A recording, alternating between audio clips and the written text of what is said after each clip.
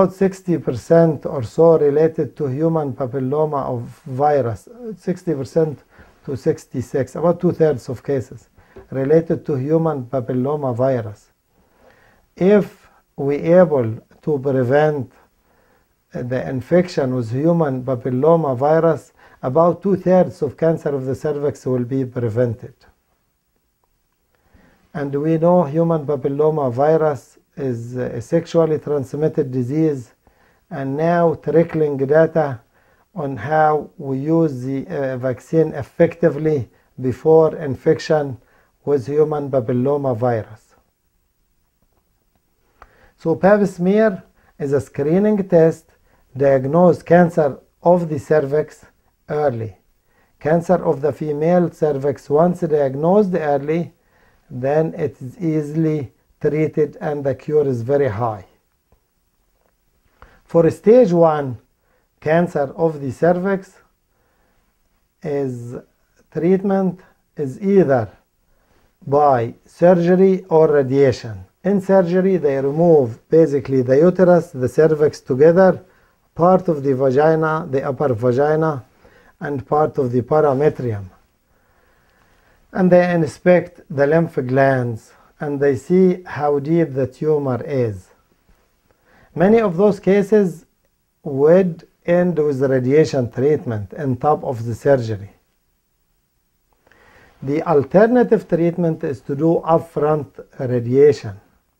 The advantage of upfront radiation, you don't touch the length of the vagina and you avoid major surgical treatment, and also you do one modality for those patients have slightly advanced cancer. Instead of surgery and radiation, you will get radiation.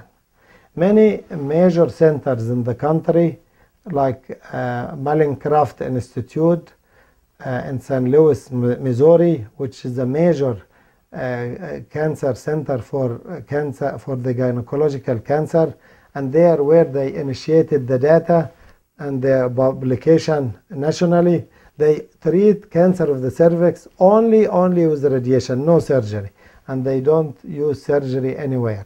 That does not mean if you go for surgery is wrong. No, surgery is an alternative option.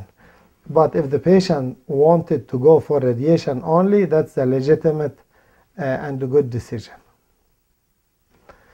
Radiation to the cancer of the cervix incorporates two components: treatment from outside and the treatment from inside. Treatment from outside, typically 5 to 6 weeks of daily radiation, Monday through Friday, 10 minutes a day. And from inside, typically 5 to 8 treatment to the endocervix and to the parametrium. What happened? A small tube inserted into the cervix, we call it cervical stent. That is inserted under anesthesia, about 10-15 minutes, 20 minutes procedure. Then as an outpatient,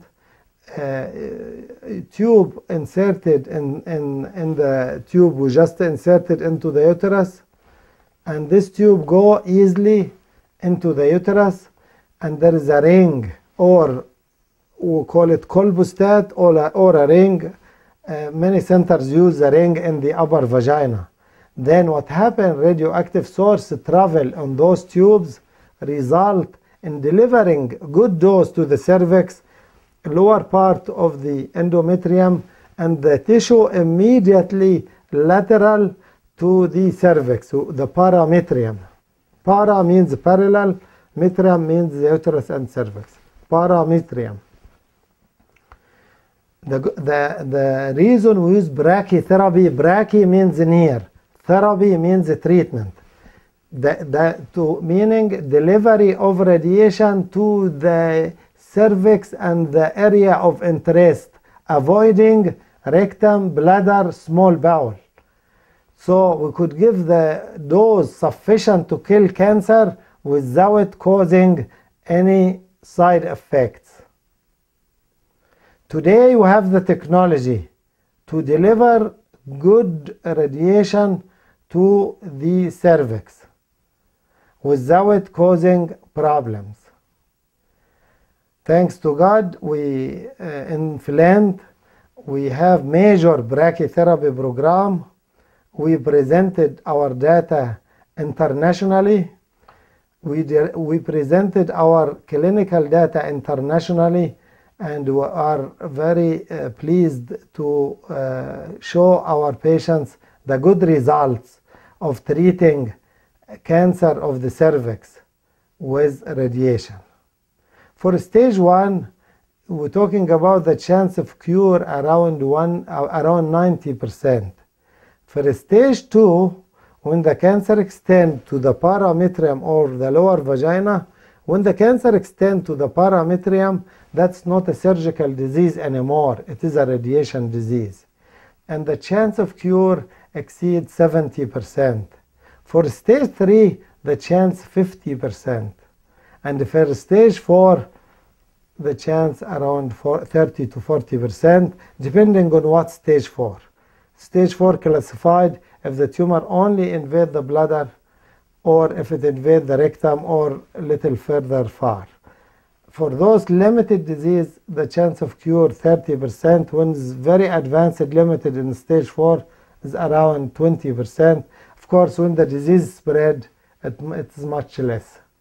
So thanks to God, the data is solid, and the majority of patients are early diagnosis, meaning they have high chance of cure, and the treatment is very advanced. In the old days, what we used to do, we used to put tube in the uterus for 4 days. Patient lying in bed does not even move, cannot go to the bathroom, because there is radioactive source through tubes. And we put rectal tube, so a patient, the rectum will not be filled because gases will be deflated, so patient will not go to the bathroom. We did not feed those patients except low residue diet. But today the technology, we do it as an outpatient. Patient come as an outpatient for 8 treatment. Majority of patients, each patient stay for half an hour or somewhere there. The actual treatment take about 10 minutes. But to put the applicator to take film and run computer-based treatment plan and deliver, that takes about 20 minutes, but the actual delivery of radiation is about 5 to 10 minutes.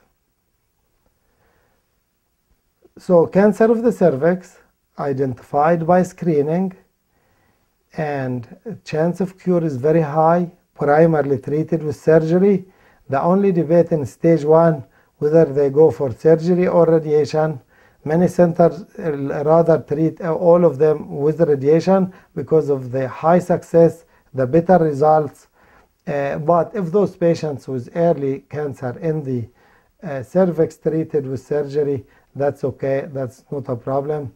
But post-surgery, if they have some risk factors, they need radiation. That's why we do not want to do 2 modalities. We rather do 1 modality. I should mention one advantage of do surgery in early cancer of the cervix is for younger women, when they do surgery in early cancer of the cervix, we leave the ovary. We ask the surgeon to leave the ovaries. So patient will benefit from hormonal function. That's not the case for endometrial cancer, because endometrial cancer spread to the ovaries. So the ovaries has to be removed in case of endometrial cancer.